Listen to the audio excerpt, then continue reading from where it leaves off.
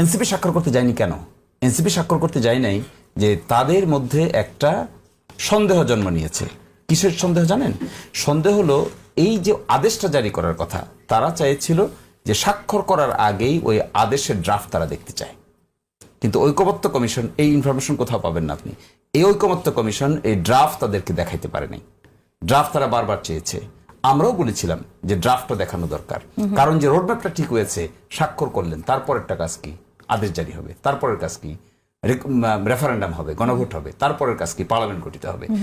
এখন যেহেতু জুলাই ঘোষণা নিয়ে একবার এই প্রশ্ন এসেছে যে জুলাই ঘোষণাটা সকলকে অবহিত না করেই একটা কোঠারি থেকে ড্রাফট করে এটাকে বাস্তবে রূপান্তর করার জন্য ঘোষণা করা হয়েছে, যে কতগুলো ডিসেন্টিং দিয়ে রেখেছে বিএনপি। তারা উচ্চ কক্ষে পিআর চায় না।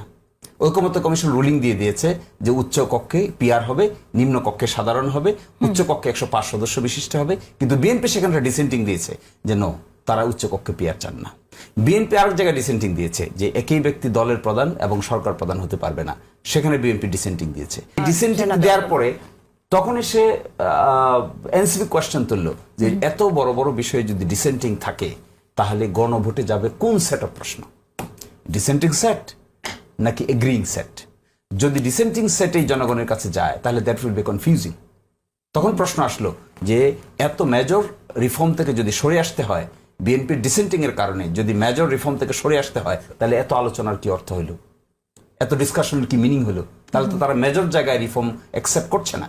মেজর জায়গায় রিফর্ম অ্যাকসেপ্ট না করে ছোট ছোট বিষয়ে আপনি 84তে অ্যাকসেপ্ট করলেন, কি হলো তাতে?